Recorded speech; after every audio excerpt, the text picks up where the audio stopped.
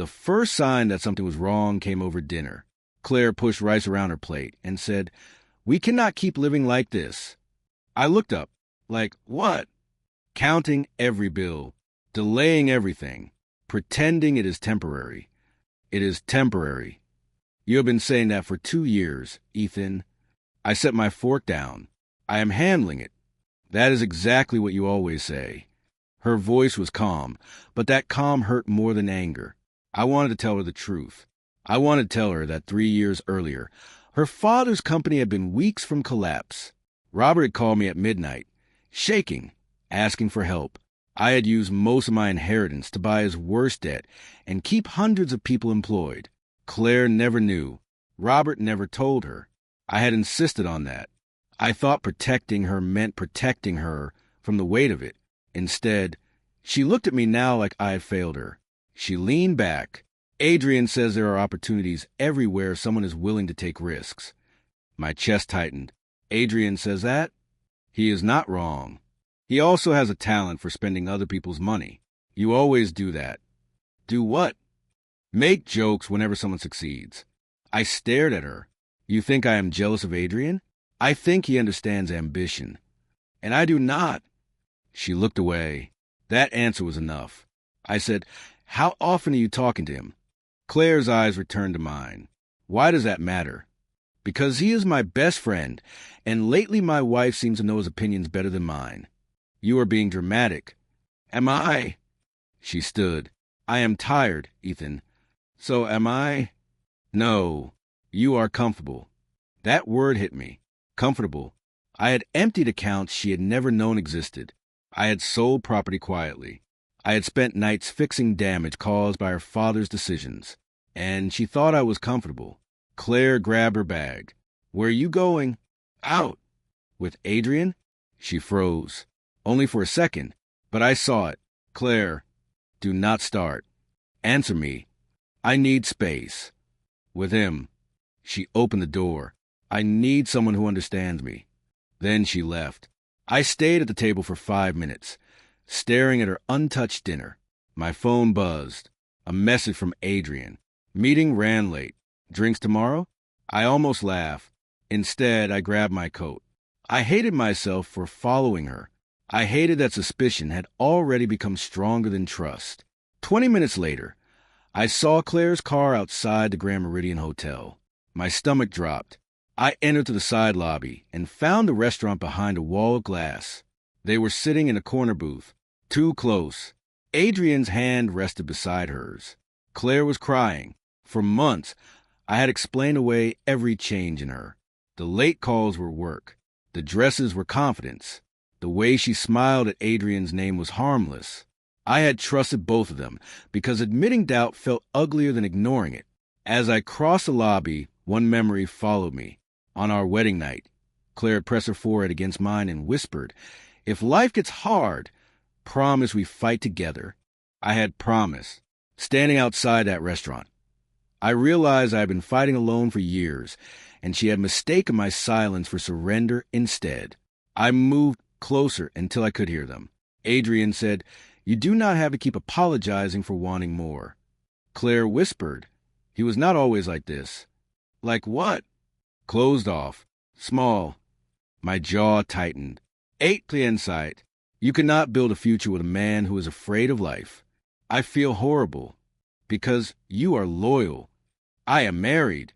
You are lonely. Silence. Then Claire said the words that ended everything.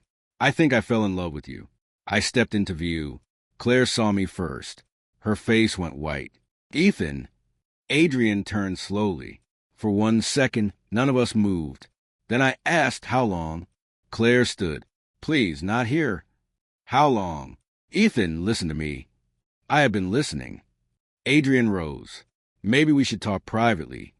I looked at him. "You already did that." Claire reached for my arm. I moved back. She whispered, "Nothing happened the way you think. I heard you say you love him." Tears filled her eyes. "I did not plan this." No one ever plans betrayal, Claire. They just keep choosing it until planning no longer matters. She flinched. "I got tired of waiting for you to become the man you promised you would be." My throat burned. You never asked what becoming that man cost me. What does that mean? I nearly told her. I nearly gave her Robert's secret, the money, the company, every hidden sacrifice. But Adrian was watching me, and suddenly I understood something. If Claire needed proof of my value now, proof would not save us. It would only change the reason she stayed. Adrian gave a small smile. Some men build futures, Ethan. Others only make excuses. I turned toward him. He had no idea how much of his future had been built on foundations I owned. Claire said, "Adrian, stop." He shrugged. "I am only saying what she already knows. Do not blame her, because she finally chose better." My hand went to my wedding ring. For 7 years, I had worn it every day. I twisted it free. Claire stared at my fingers. "Ethan, do not." I placed the ring on the table. Her breath broke. I looked at Adrian. "I hope you're still smiling when you learn what you actually took from me." Then I walked away. Outside, cold air hit my face. My hand felt strangely light. I called Daniel. He answered immediately. "Ethan, activate the separation clause." Silence. Then, "Are you sure?" "Yes." Another pause. "Does Adrian know the company he's running belongs to you?"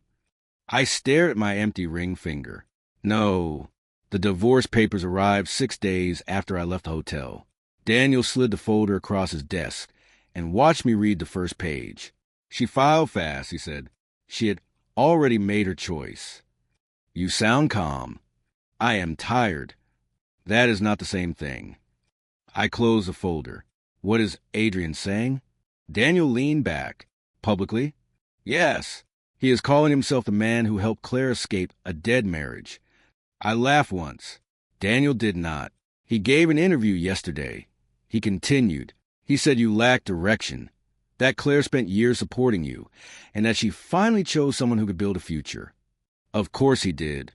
You could destroy that story in one press conference." "No." His jaw tightened.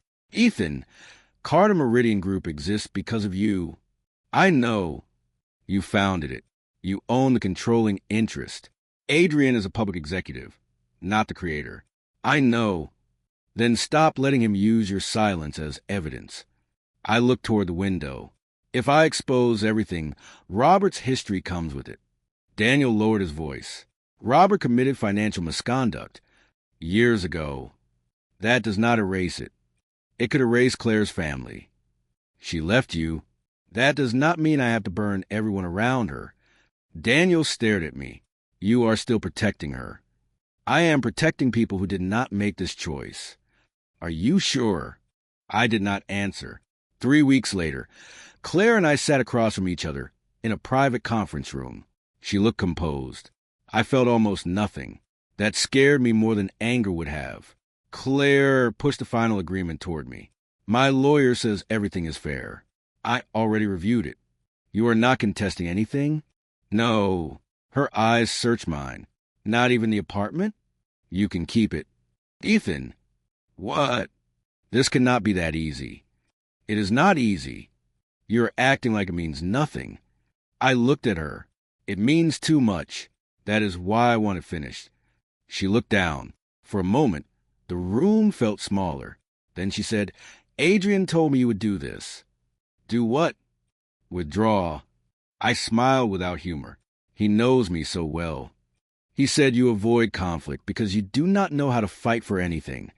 My hand tightened around the pen. "Is that what you believe?" Claire hesitated. "I believe you stopped trying a long time ago." I almost told her everything. I almost said that I had spent years protecting her father, carrying debt that was never mine, and building a company whose success Adrian now wore like a tailored suit. Instead, I signed my name. Claire watched the pen leave the paper. "That is it. That is it." She swallowed. "I hope you find purpose, Ethan." The words should have hurt. Maybe they did. I was too numb to tell. I stood. "I hope you find what you think you chose." Then I left. 2 days later, I packed one suitcase and moved out of the city. I thought distance would make the betrayal smaller. It did not. Every headline with Adrian's face felt like another piece of my life being completely rewritten. I said nothing. I told myself silence was control. I told myself I was choosing peace. I knew I was still making choices around Claire, even after she had stopped choosing me. For 4 months, I ignored interviews, rumors, and messages. Then Sophia Reed called. I remembered her as one of Carter Meridian's sharpest strategists. "Ethan," she said, "we need to talk." "About what?" "Adrian. I am trying very hard not to. This is not personal. That usually means it is worse.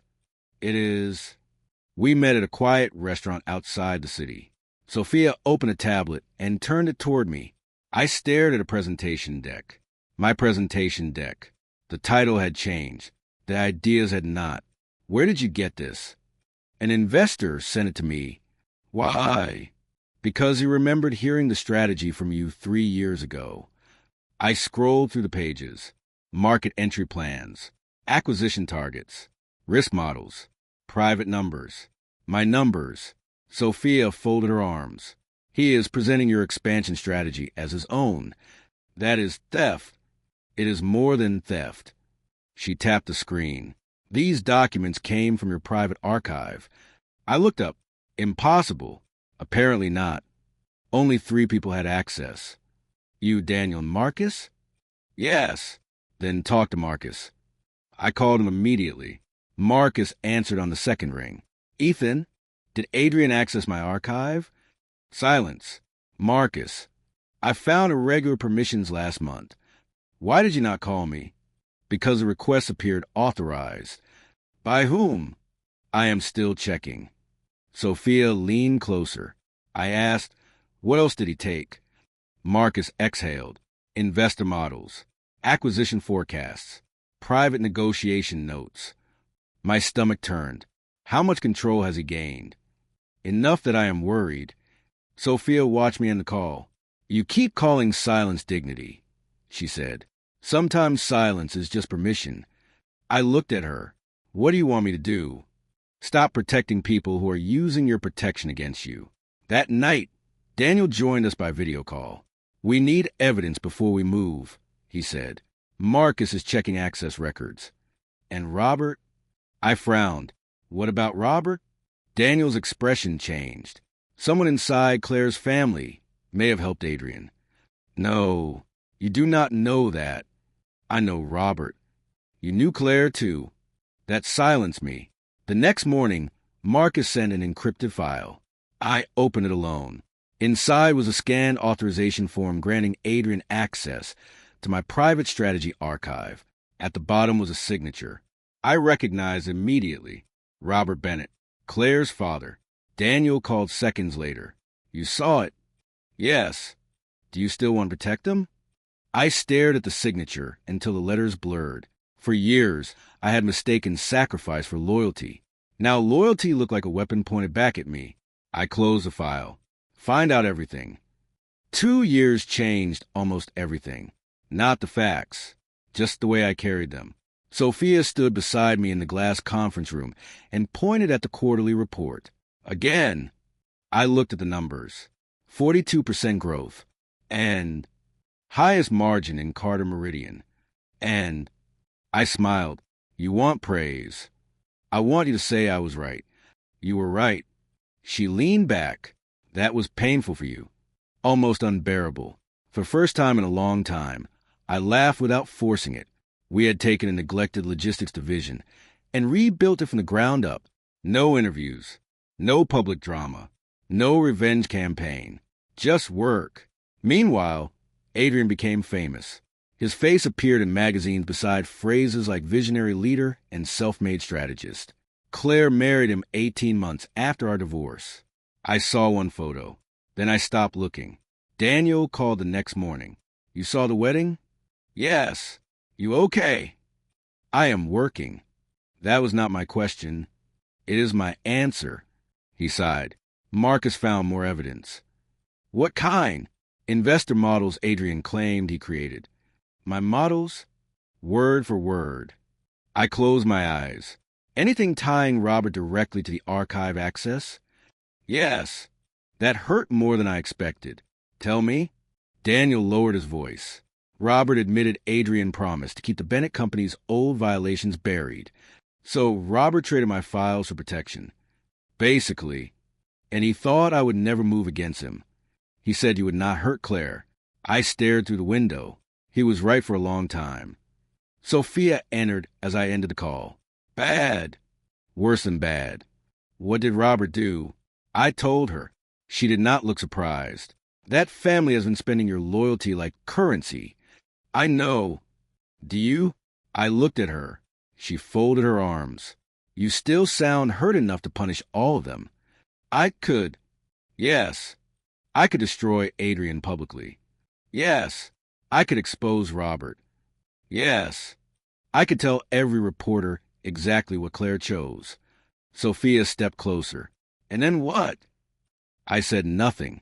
Justice gives people the consequences of their choices, she said. Revenge makes their choices control yours. I hated how much sense that made. Months later, I attended the Meridian Industry Gala for the first time in years. I did not know Claire would be there. Sophia noticed her before I did. Do not turn around. I immediately turned around. Claire stood near the ballroom entrance beside Adrian. She looked different, more polished, less certain. Adrian was speaking to a group of investors. I caught part of it. Our Easter expansion was always about predictive risk. One investor asked, "Why did you choose the Portwell acquisition first?" Adrian paused. Timing. The investor frowned. What specific indicator? Adrian smiled.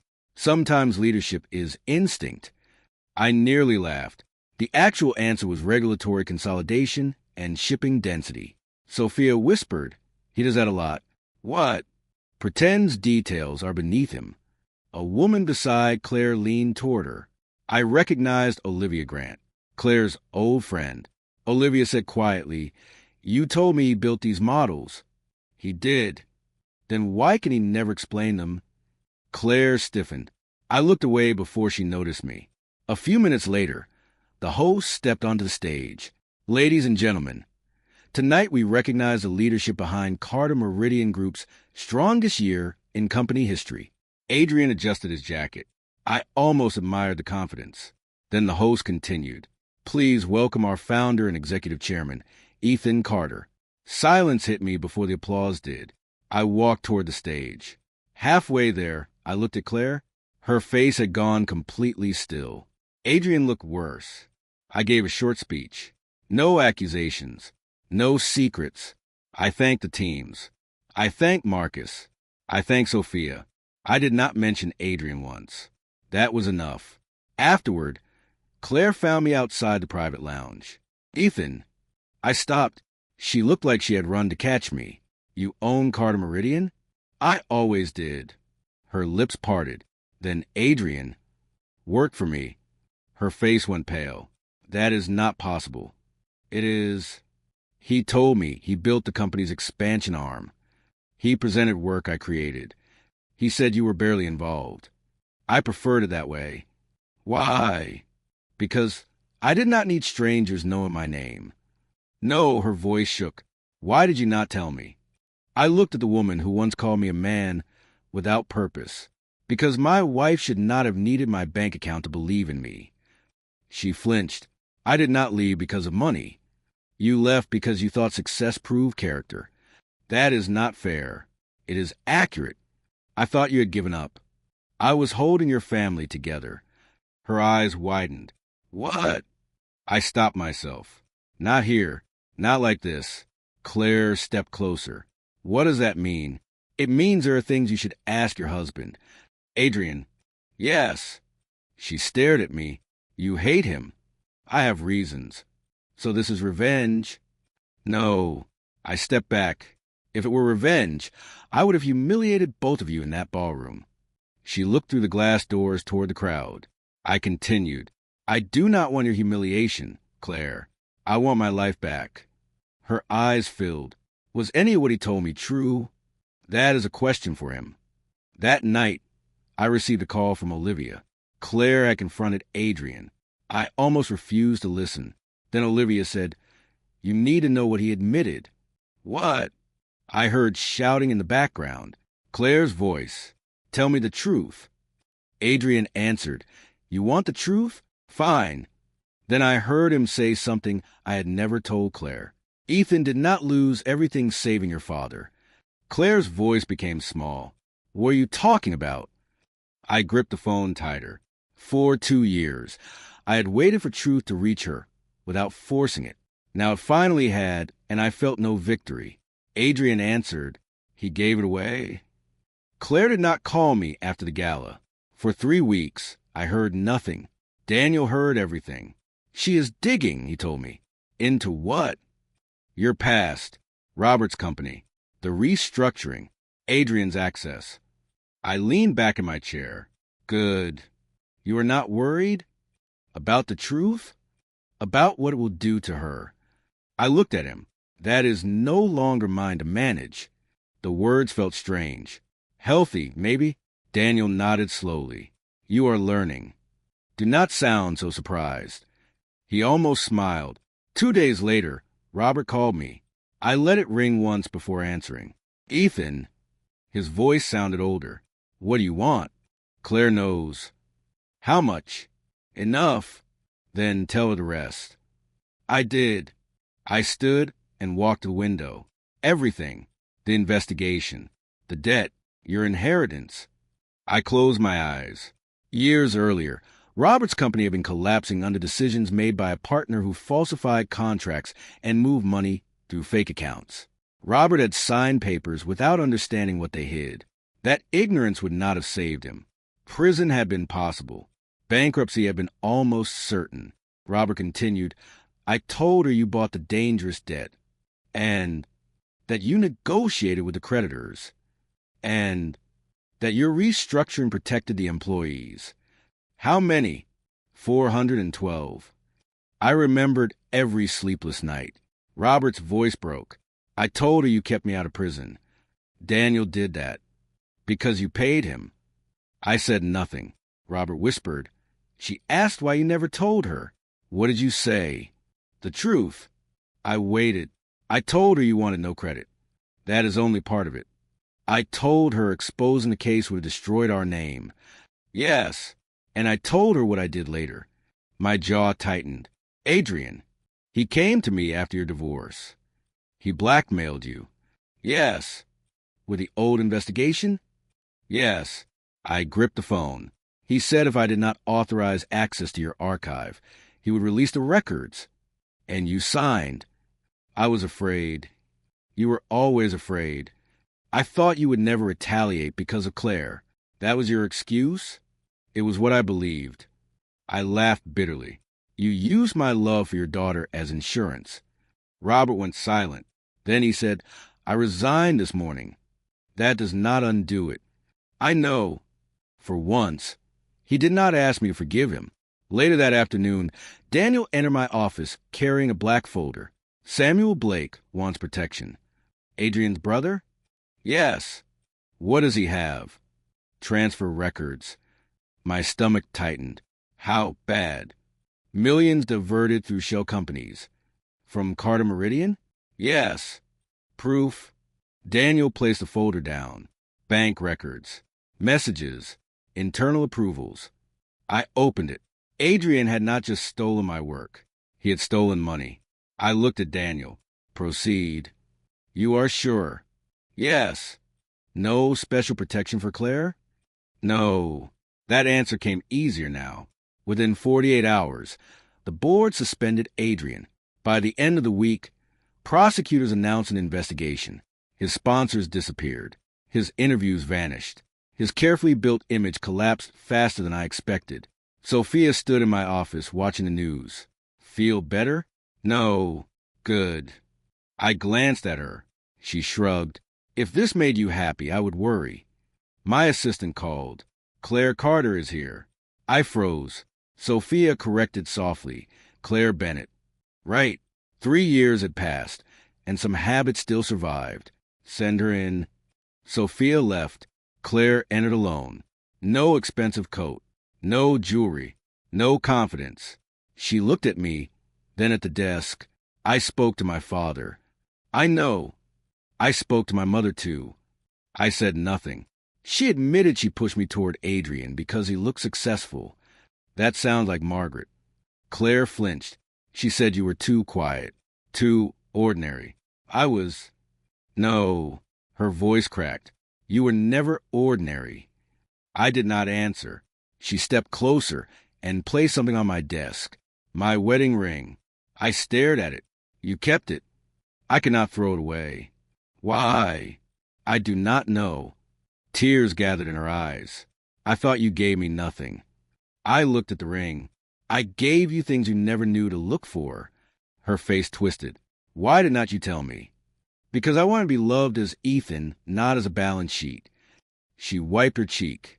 I was angry at you. I know. I thought you were weak. I know. I thought Adrian was everything you were not. I know. Stop saying that. Why? Because every time you say it, I hear how certain I was. I stayed silent. Claire looked at me. He lied to me, but I chose to believe him. I wanted the easier story. That was the first apology that reached me, not because she cried, because she did not hide behind Adrian. She continued, I wanted a husband I could brag about. I let my mother make me ashamed of quiet things. I let Adrian turn your silence into proof against you. And you made choices. Yes. Her answer came immediately. I made them. I looked away. She whispered. The house, the travel, the parties, all of it came from work he stole from you. Some of it. I feel sick. That is not something I can fix. I know. For several seconds, neither of us spoke. Then Claire asked, Do you hate me? No. Why not? Because hate would keep you in my life. She cried harder at that. I did not reach for her. She touched the ring. If I had known everything, would we still be married? I hesitated. The old version of me wanted to comfort her. The man I had become wanted the truth. Maybe. Hope flashed across her face. I continued. Because if money and status were enough to save us, then what we had was never the kind of marriage I believed I was protecting for all those years. Her hope disappeared. And that is exactly why I'm glad you did not know. 3 months after Adrian's arrest, Claire sent me one message. Can we meet at Bell Street Cafe? I stared at the screen longer than I should have. I almost said no. Instead, I typed tomorrow, 10. Claire was already there when I arrived. Hi, Ethan. Hi. I sat across from her. She looked nervous. Thank you for coming. You said you needed to talk. I do. A waitress approached. Claire smiled faintly. 2 coffees. I shook my head. 1 for me. Her smile disappeared. Right. The waitress left. Claire folded her hands. I moved out of their house. Where are you living? A small apartment near Westbridge. Your father bought it? No. Margaret. No. She met my eyes. I pay the rent. I said nothing. I got a job. What kind? Operations assistant. You. She almost laughed. Yes, me. How is it? Humbling. That sounds healthy. It is. My coffee arrived. Claire watched me take a sip. I stopped using my parents' money. Why? Because I finally realized I did not know which parts of my life were mine. I studied her face. She continued. I spent years judging people by what they could give me. You judge me. Yes. The direct answer mattered. I thought success meant expensive rooms, important names, and people watching when you entered. And now I think success might be being able to look at yourself without lying. I looked toward the window. That took me a long time to learn too. I know. No, Claire, you know the result. You were not there for the learning. She swallowed. You are right. There was no argument. That made this harder. She reached into her bag and placed my wedding ring between us. I stared at it. I brought it again, she said. I noticed. I wanted to ask you something. Ask. Could we start over? My chest tightened. Claire, not tomorrow. Not as husband and wife. Slowly. She leaned forward.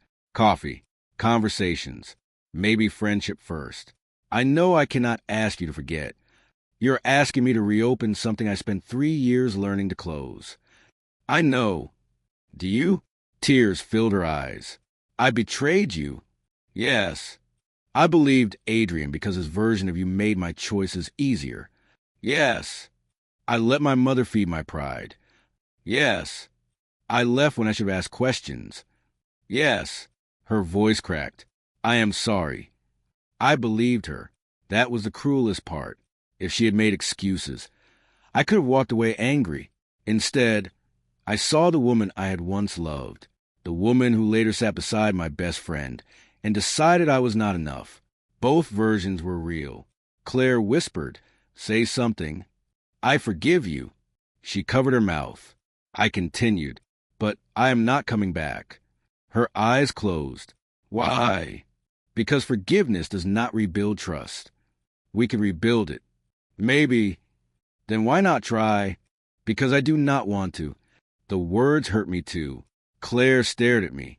I spent years believing love meant enduring whatever someone did, because leaving meant I had failed. You did not fail. I know that now. She cried quietly. "Did you ever stop loving me?"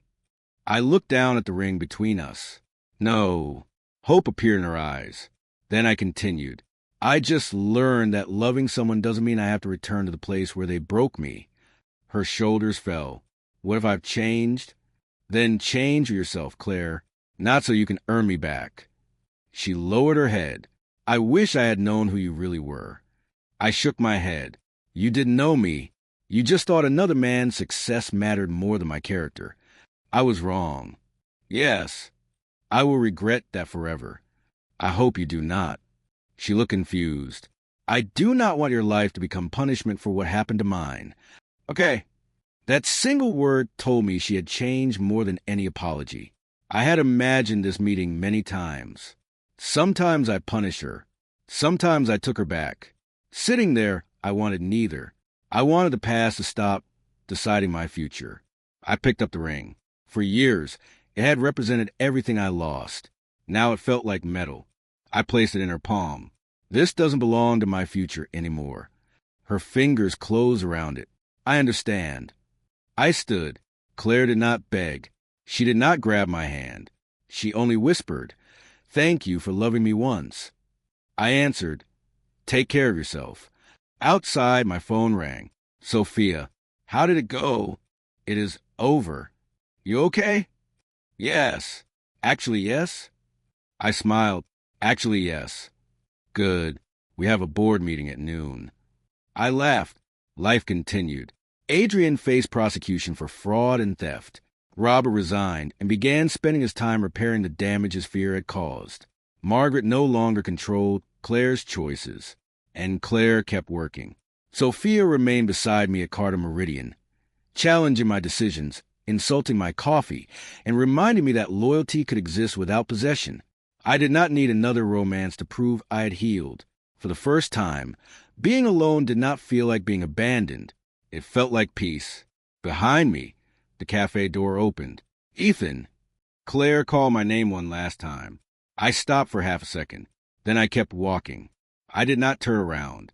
For 7 years, I thought losing her would destroy me. For 3 more, part of me waited for her regret to make the suffering worthwhile. Now I understood how wrong I had been. My victory was not Adrian in a courtroom.